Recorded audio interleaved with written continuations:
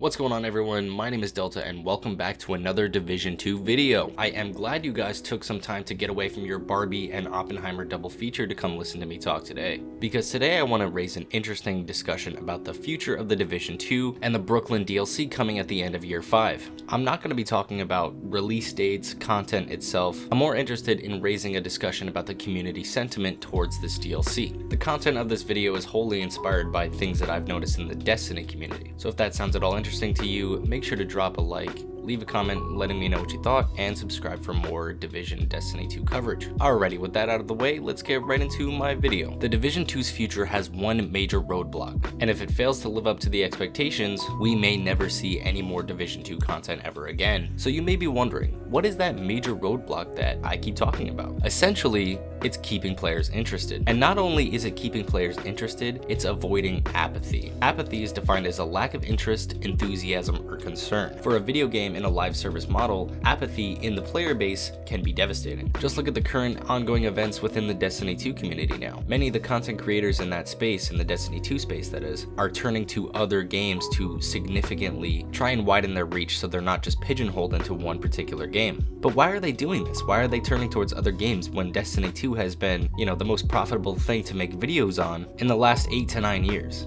Essentially, it's due to apathy within the player base. There's so much increased negativity on any sort of public forum like Twitter, YouTube, etc. It stems from apathy. People are engaging with the game less and less over time, even though the expansions are the big peaks where everyone joins in and experiences the new stuff. They're not sticking around for the seasonal model. The drip feed content, essentially. The Division 2 has a similar model to Destiny 2. While the Division 2 is not nearly as annualized as Destiny 2's content model with the expansions every year, the Division 2 does appear to be positioning itself to do just what Destiny is doing, evidenced by the fact that we're now calling it Year 5, Season 1, Season 2, Season 3, Season 4. So it would appear we have an annual content cycle now. Here is where the roadblocks for the Division 2 come in. Firstly, the Division 2 needs to maintain retention of the player base. You gotta make sure that you're servicing the people who are gonna buy on day one, buy the expansion on day one, buy the content, buy the season on day one. You gotta make sure as a developer that those people are very, very happy. And outside of delivering a complete and total experience, whether it be story, gameplay, or otherwise in the form of a DLC, that includes keeping up with innovations to the live service, advancing the story in meaningful ways, kind of like the Captain Lewis reveal, delivering narrative story beats throughout the seasons, coming up with clever ways to innovate on the already existing gameplay loop within the Division 2 that we already know, similar to the Descent mode that just came out. It's releases and content drops like this that are pushing the Division 2 towards the top. The reason Destiny 2 is in such a poor state in terms of a community sentiment standpoint is because people are becoming tired of the same song and dance that they have to do every single season, and the fact that content that they're playing every season is just meant to be deleted within a year. The Division 2 fortunately right now does not have that problem, but we do want to avoid a Destiny 2 Lightfall style situation where the content leading up to the DLC is amazing, it's perfect. The year in between Destiny 2 Witch Queen and Destiny 2 Lightfall was probably one of the best times to be a Destiny player,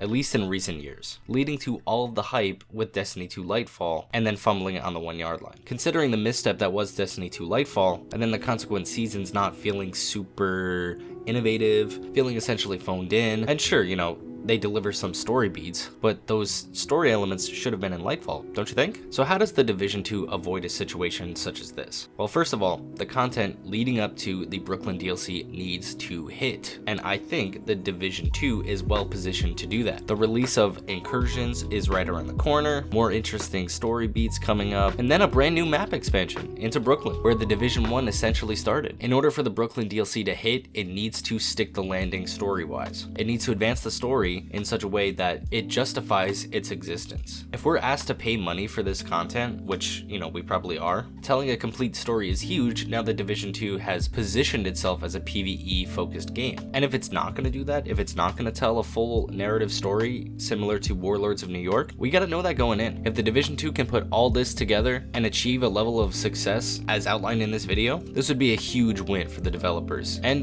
maybe we would even see a Division 3 if we can get this, momentum moving. We got Division Heartland coming out, we got Division Resurgence right around the corner. It's a good time to be a Division fan, I'm not gonna lie. Alrighty, that's about gonna do it for me. I appreciate if you made it to the end of the video. If you did, please be sure to sound off in the comments Drop me a like if you enjoy this kind of content, and subscribe for some more videos just like this. Thanks. I've been your friendly neighborhood Delta, and I'll see you in the next video. Peace.